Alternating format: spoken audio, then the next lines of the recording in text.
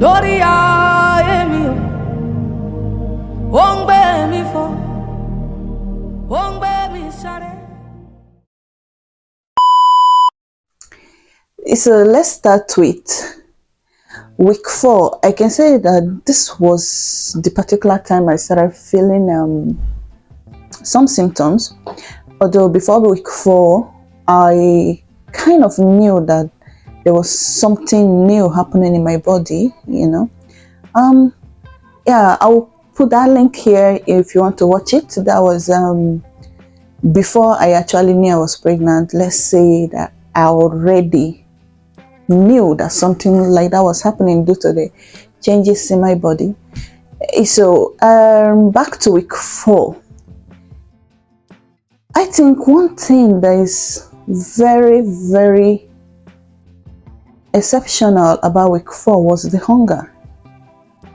I was extremely hungry, extremely hungry. So I ate a lot during that week 4. But mostly though,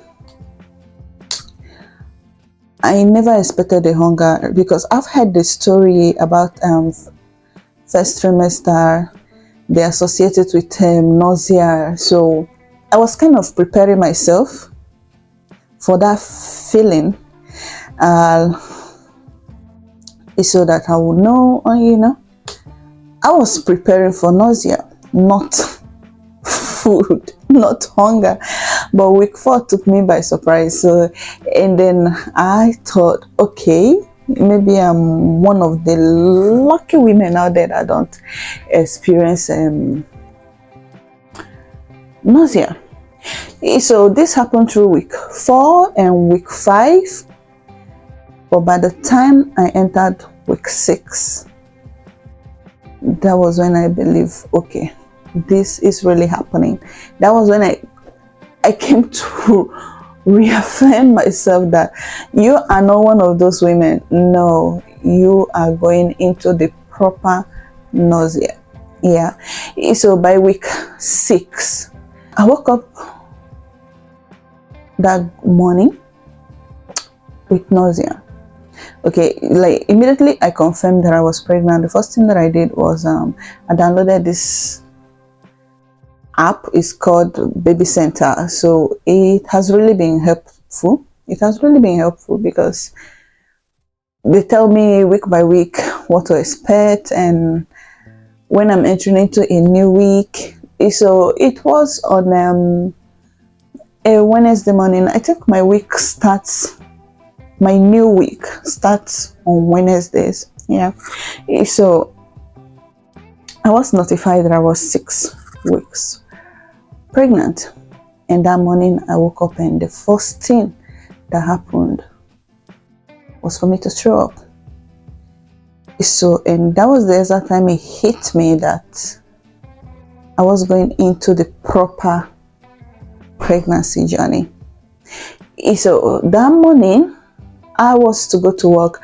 Instead of hunger, I was now besties with dizziness. And so the morning for me to go to work, my husband had to accompany me to the estate gate because I couldn't walk alone. I was extremely tired and I needed someone to guide me, someone I could lean on while walking, because I walk a little mile, I have to stop to catch my breath.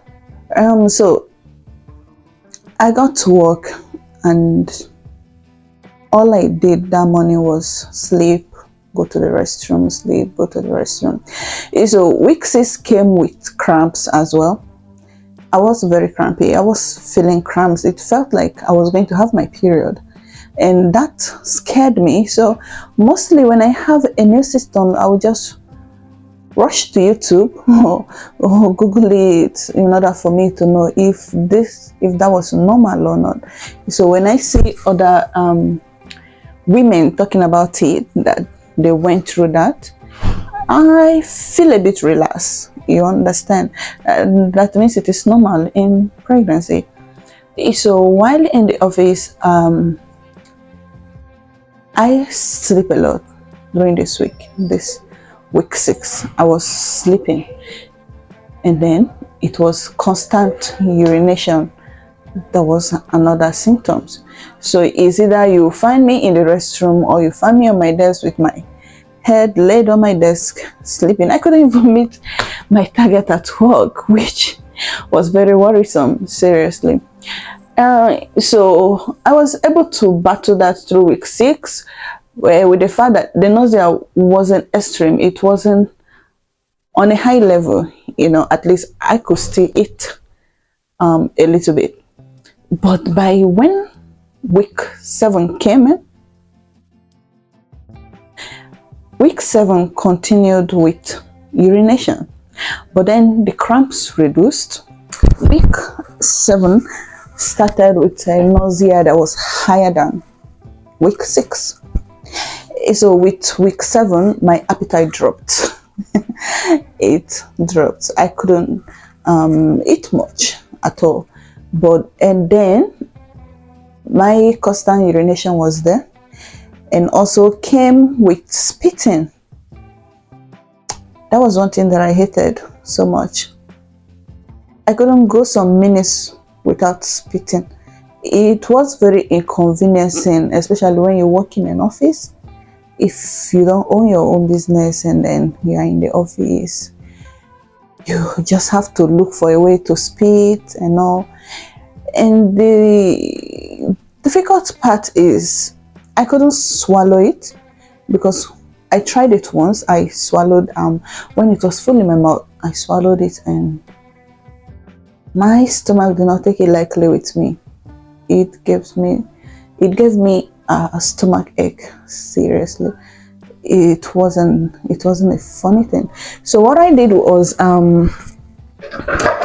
I started going to work with something like this. I'll wrap it up in a black nylon. So when I go, I keep it by my desk side. So once the spitting come, I could just just bend my head and spit, so that I don't have to inconvenience anybody. Yeah. So, and then by week 7, I was discharging a lot. So there were moments when I will feel this discharge and I'll rush to the restroom because I was scared. Could that be my period? Because one thing about first trimester is the anxiety it comes with. So there is a high rate of miscarriage in that 4 to 13 weeks, which is the first trimester life. 4 to 13 weeks, yeah. So I think I had this fear in me all through that. When I feel something, when I feel cramps, or when I feel that I'm discharging, I always rush to the restroom to check out what's happening, why.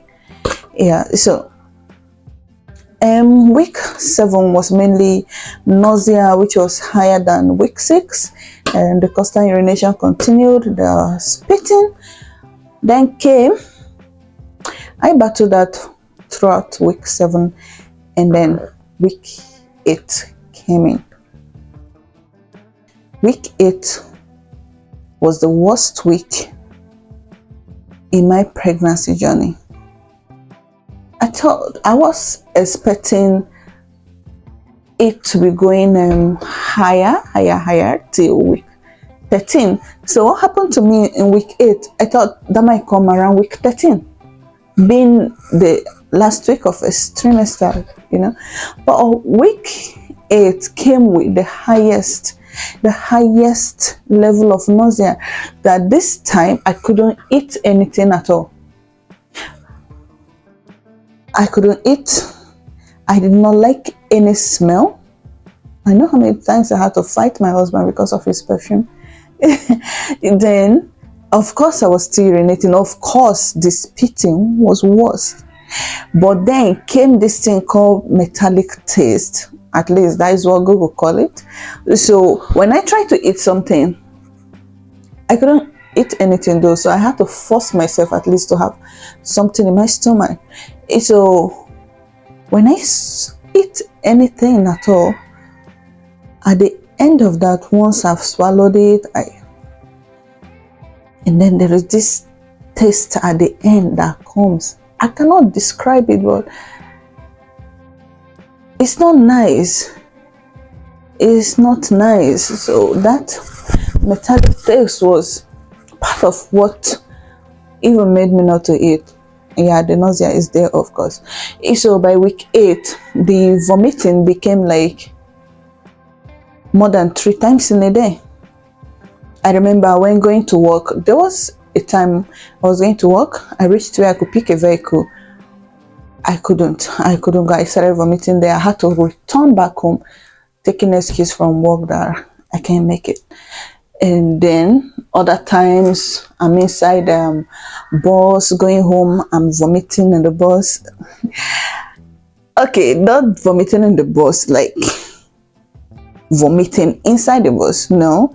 So because I know my condition, all I did was I always have this nylon with me, empty ones.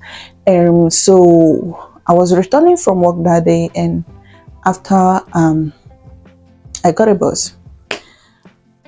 I don't know if it was because of the speed, I don't really know.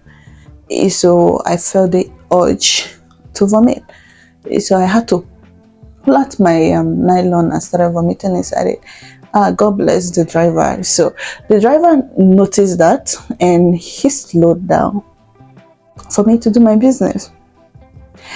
So I don't know. So maybe because I had my ring and then I was vomiting, he just put it together. Perhaps this lady's pregnant or something.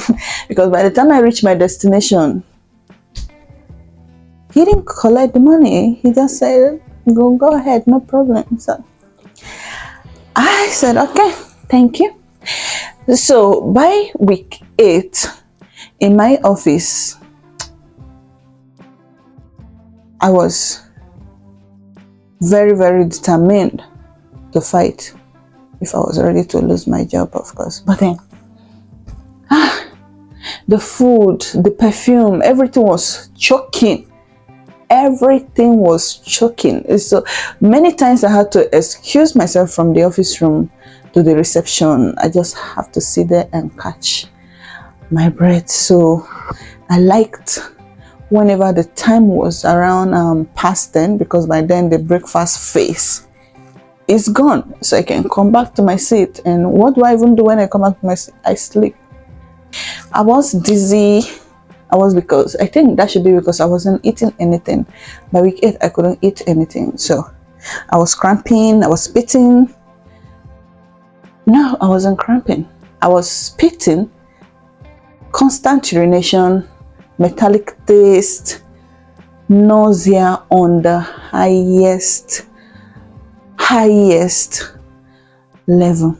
In fact, my favorite time of the day was night, because I will be sleeping. But once I wake up, I know that I'm at it again, I'm on it again. But one thing that did not stop in the night, even when I'm sleeping, was the spitting.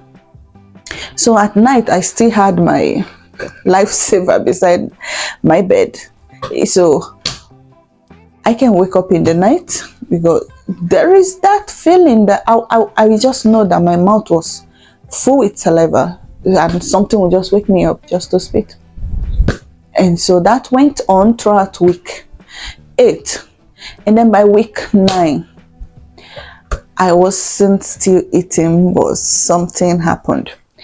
I got to find something I liked, even though I didn't like it before I got pregnant though. But one way or the other, it just became my favorite thing, because my husband cooked food that day and I couldn't eat, and he was worried about me not eating anything. Is the baby okay? You that is not eating, you're emaciating, so he suggested, okay, you don't drink water, because water was my enemy as well. I couldn't drink water. Then what should we do? So I went on TikTok and I browsed about first trimester, and I saw a lady that talks about taking only beverages during his first trimester, and that was what helped her through first trimester. I said, okay. I got myself bread and tea. It didn't work. I got myself cornflakes. Mm-mm. I got myself golden morn. No, none of that work. So my husband got me custard, banana flavored custard. He said, okay, let's try that.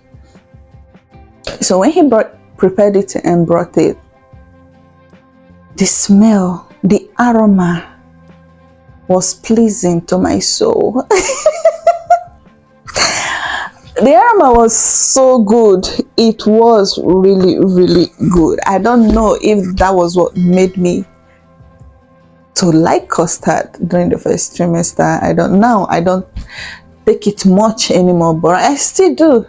It is my go-to whenever I don't feel like eating anything at all. So I took that custard and it was so satisfying. It was very, very satisfying. So it became something that I have with me each time. You know, in the office I'll prepare it. When I come back from work, I prepared. So I started pairing it with fruits. The fruits that I could take actually was apple. I didn't even like banana. Apple and then watermelon. Yeah, these are the two fruits that I could take. So although week 9 as well came with another symptoms, which was painful gums. So my gums were swollen, really swollen, and it was so painful. So, and I couldn't brush much. Sorry if I was sitting beside you through my first trimester, you must have suffered a bit. Just a little bit. It's not like I didn't brush at all, just a little bit. Okay. So, the fact is, whenever I'm to brush, perhaps the brush just coming into my mouth, I'll always throw up. So I didn't really dedicate much time into brushing. I just did the little I could do. I did my best. Okay. Yeah. So that was for week 9. So it seems like every week came with the same symptoms in the past and then introduces a new symptom. That was actually what happened.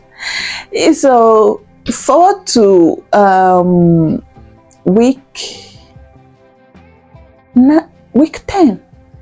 Week 10 was the first time I ate rice. Coconut rice, actually.